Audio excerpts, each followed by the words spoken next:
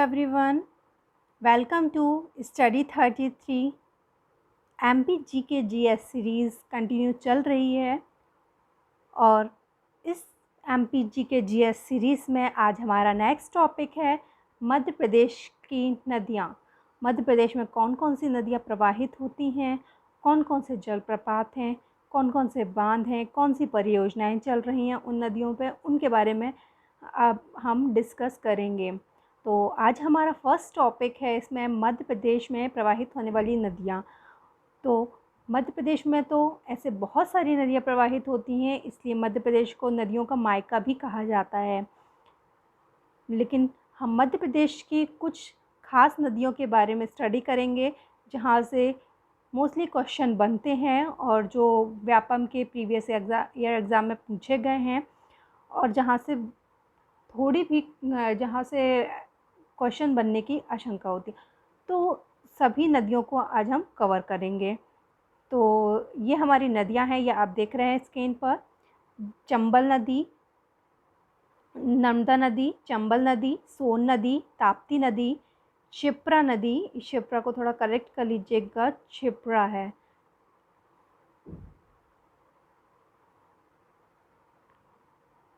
क्षिप्रा नदी, बेतवा नदी, सिंध नदी, तवा नदी, शक्कर नदी, काली सिंध नदी, धसान नदी, केन नदी, टोंस नदी, बीहड़ नदी, वेनगंगा नदी, पेंच नदी, वर्धा नदी और माही नदी। इन सभी नदियों के बारे में हम एक एक करके डिस्कस करेंगे। तो आज हम सबसे पहले हम इन नदियों को मैप से देख लेते हैं। मैप में इन सभी नदियों की पोजीशन क्या क्या है। तो आज हम पहले सबसे पहले मैप की स्टडी करते हैं। तो चलिए आइए मैप में देखते हैं। मैप में सबसे पहले हम देखते हैं नर्मदा नदी के बारे में। तो नर्मदा नदी है, यहाँ पर आप स्क्रीन में देख रहे होंगे, ये आपका एमपी का मैप है और एमपी के मैप में ये आपका ज़िला हो गया, ये एमपी के मैप में ये आपका ज़िला है अनूपपुर। अनूपपुर ज़िले के अमरकंटक पहाड़ी से ये अनूपपुर ज़िले से यहाँ से निकलती है नर्मदा नदी। नर्मदा नदी का ये उद्गम स्थल है। फिर नर्मदा नदी यहाँ से प्रवाहित होते हुए अनूपपुर से फिर एंटर करती है डिंडोरी में। फिर डिंडोरी से फिर वो एंटर करेगी यहाँ पर मंडला में। फिर मंडला से एंटर करती है जबलपुर में और फिर जबलपुर से नरसिंहपुर में, फिर होशंगाबाद में, फिर हरदा और देवास से होकर निकलती है, फिर खंडवा में, फिर खरगोन में, फिर बड़वानी, फिर अलीराजपुर और फिर नेक्स्ट खंबात की खाड़ी में जाकर भड़ोच के निकट खंबात की खाड़ी में वह गिरती है। तो ये है जो आपको रेड मार्क से पूरा दिख रहा है, ये है नर्मदा नदी का प्रवाह क्षेत्र। तो नर्मदा नदी यहाँ पर जहाँ अमरकंटक से निकलती है, जब ये अमरकंटक से निकलती है तो यहाँ पर अमरकंटक से निकलने के बाद यहाँ पर एक जो बनाती कपिलधारा जलप्रपात और उसके 8 किलोमीटर फिर इसके आगे कपिलधारा के बाद आगे जाके 1 किलोमीटर के डिस्टेंस पे ये बनाती दुग्धधारा जलप्रपात। फिर ये मंडला में एंटर करती है और यहाँ पर बरगी बांध बना हुआ है और भेड़ाघाट और फिर धुआंधार जलप्रपात देखने को यहाँ पर मिलता है जबलपुर में। फिर नरसिंहपुर में एंटर करती है और फिर नर्मदा नदी और यहाँ पर आ जाती है नर्मदा नदी। फिर यहाँ पर नर्मदा नदी होशंगाबाद रीजन में एंटर करती है। होशंगाबाद में जब एंटर करती है तो यहाँ से आती है नर्मदा नदी से मिलती है तवा नदी। तवा नदी निकलती है महादेव पहाड़ी, जो महादेव पहाड़ी है होशंगाबाद में पचमढ़ी वाले स्थान पे महादेव पहाड़ी से निकलती हुई और नर्मदा नदी में एंटर करती है। नर्मदा नदी में जहाँ मिलती है, नर्मदा और तवा के संगम पर एक बनता है मांधार जलप्रपात। फिर उसके बाद होशंगाबाद के बाद नर्मदा नदी एंटर करती है देवास और हरदा के बीच में। यहाँ पर देवास में एक स्थान है नेमावर और यहाँ पर हरदा में एक स्थान है हंडिया। तो नर्मदा नदी नेमावर और हंडिया के बीच से होकर गुजरती है। यहाँ पर कई बार क्वेश्चन बनता है कि नेमावर कहाँ स्थित है और हंडिया या फिर कहाँ पर स्थित नर्मदा नदी, हंडिया किस नदी के तट पर है या नेमावर किस नदी के तट पर है। तो वो नर्मदा नदी के, और नेमावर को याद रखिएगा ये देवास में पड़ता है, लेकिन जो हंडिया है वो हरदा में पड़ता है। फिर उसके बाद नीचे यहाँ गिरती हुई ये आती है खंडवा में, और जब ये खंडवा में आती है तो यहाँ पर एक खंडवा में जब ये आती है एंटर करती है तो एक बहुत फेमस स्थान है हरसूद या हनुवंतिया टापू। ये हरसूद या हनुवंतिया टापू नामक स्थान है। ये मध्य प्रदेश का पहला जल पर्यटन स्थल है, बहुत फेमस जल पर्यटन स्थल है हरसूद। ये खंडवा में पड़ता है। इसके बाद खंडवा में 2 जलप्रपात बनते हैं, मानधार और दर्दी।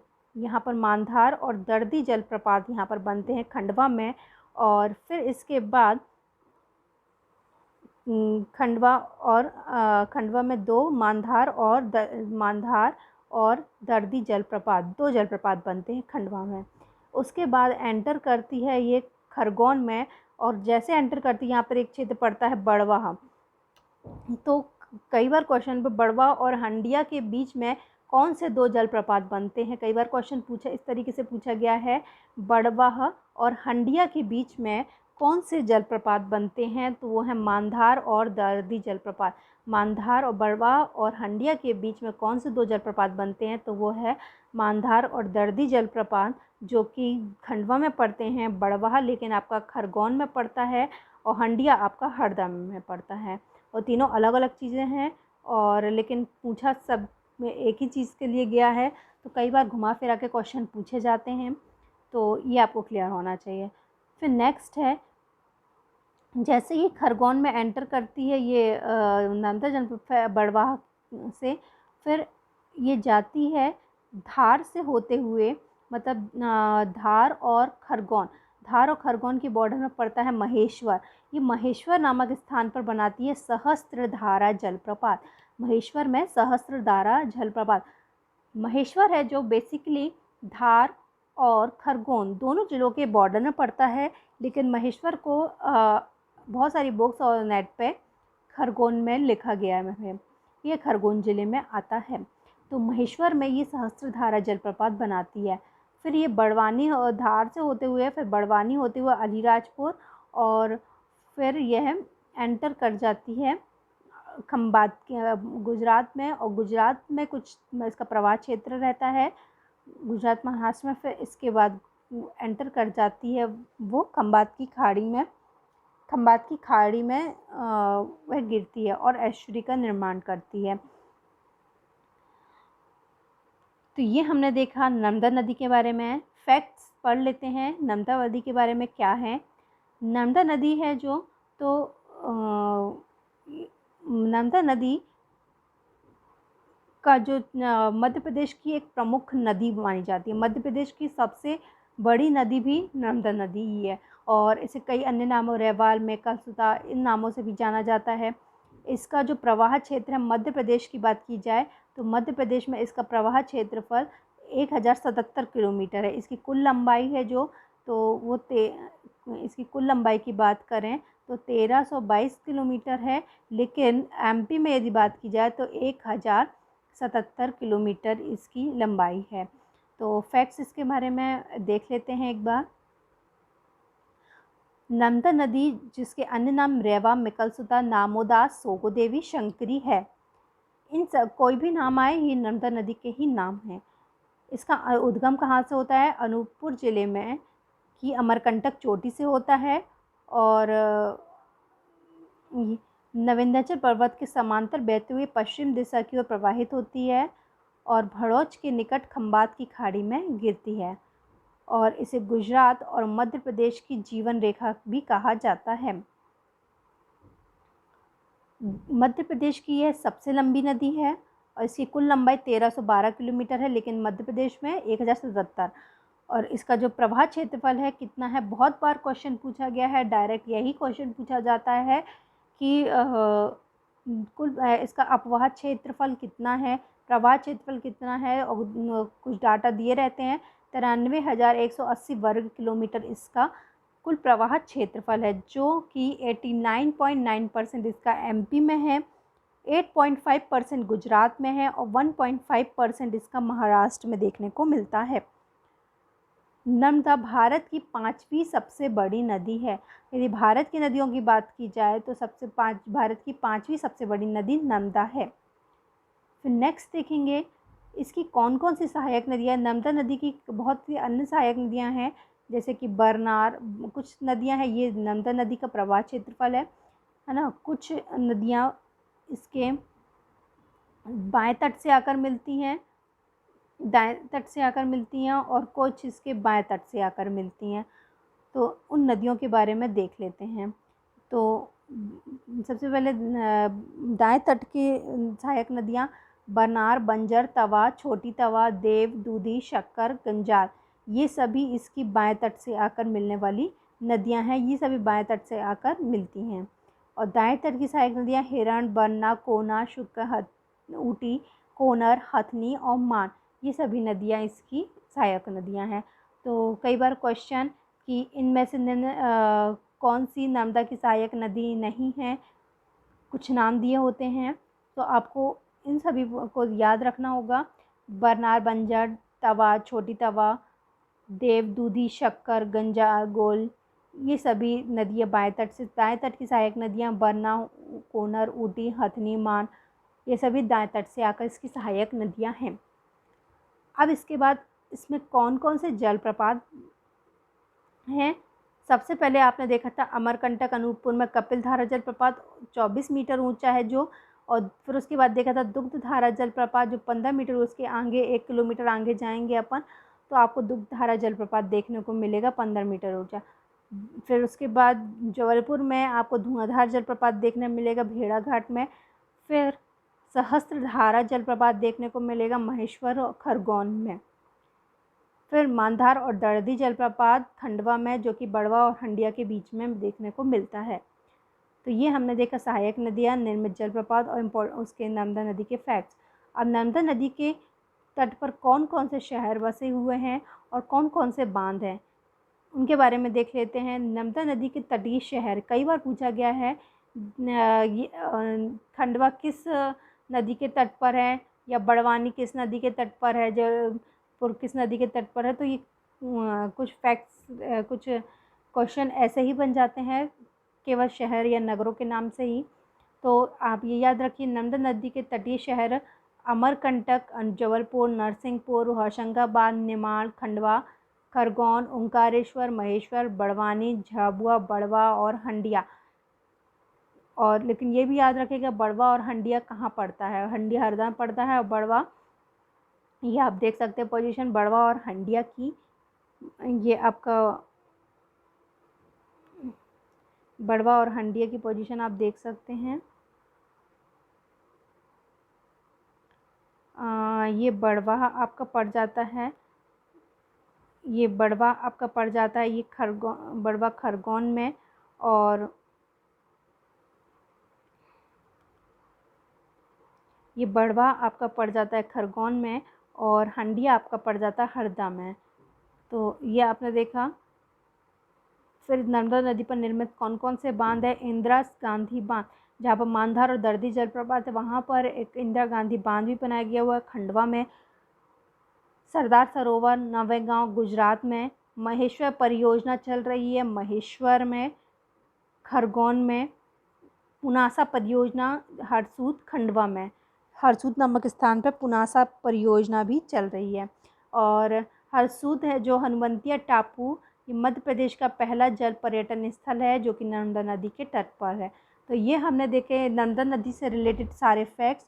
और इससे नर्मदा नदी के बारे में या नर्मदा नदी के बारे में जो भी क्वेश्चन बनेंगे, इससे बाहर कोई भी क्वेश्चन नहीं जाएगा। हमने सारे इसके टॉपिक क्लियर किए। नर्मदा नदी कहाँ पर है, इसकी स्थिति को देखा, क्या इसकी लंबाई है, कहाँ से उद्गम है, कौन कौन से जलप्रपात बनते हैं, कौन से बांध है, कौन सी सहायक नदियाँ हैं, कौन से शहर इनके किनारे बसे हुए हैं। तो ये बहुत इम्पॉर्टेंट फैक्ट्स थे नर्मदा नदी के बारे में, और इनसे जो क्वेश्चन प्रीवियस ईयर एग्ज़ाम में बने हुए हैं तो आज हम उनको देख लेते हैं। प्रीवियस ईयर एग्ज़ाम में कौन कौन से क्वेश्चन बने हुए हैं।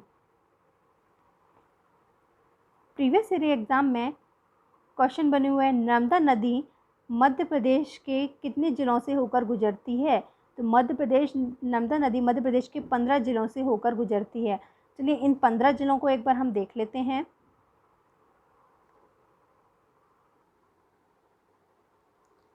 तो देख लेते हैं कौन कौन से ज़िले हैं।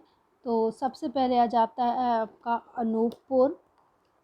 यहाँ पर आपका अनूपपुर, डिंडोरी, मंडला, फिर आपका जबलपुर, नरसिंहपुर, होशंगाबाद, हरदा, देवास, हंडिया, बड़वा, ये सारे किनारे बसे हुए शहर हैं। इनसे भी डायरेक्ट क्वेश्चन बन जाते हैं। खंडवा, खरगोन, महेधार, बड़वानी और अलीराजपुर। तो ये आपने ज़िले देखे। फिर नेक्स्ट देख लेते हैं कौन सा क्वेश्चन है। नेक्स्ट है मध्य प्रदेश की सबसे लंबी नदी कौन सी है। तो वह आपकी नर्मदा आ जाएगी। नर्मदा का कुल प्रवाह क्षेत्रफल कितना है। तो 93,180 वर्ग किलोमीटर। भेड़ाघाट में कौन सा जलप्रपात देखने को मिलता है। तो वह धुआंधार जलप्रपात। मध्य प्रदेश की गंगा किसको कहा जाता है। तो वह नर्मदा नदी को ही गंगा कहा जाता है। और नर्मदन, यहाँ पर नंदन लिखा हुआ है, नर्मदा नदी है। नर्मदा नदी की कुल लंबाई 1077 किलोमीटर है और नर्मदा नदी देश की 5वीं सबसे बड़ी नदी है। तो ये हमने सारे पॉइंट्स कवर किए। जो जो क्वेश्चन आते हैं हमने उन्हें देखा कि प्रीवियस ईयर एग्ज़ाम में कौन कौन से क्वेश्चन देखने को मिले हैं, और नर्मदा नदी के बारे में हमने सारे फैक्ट्स देखे। इसके बाद हम देख लेते हैं नेक्स्ट नदियों के बारे में हम देखेंगे। तो बने रहिए हमारे MP GK GS सीरीज़ के साथ। नेक्स्ट वीडियो के लिए थैंक यू।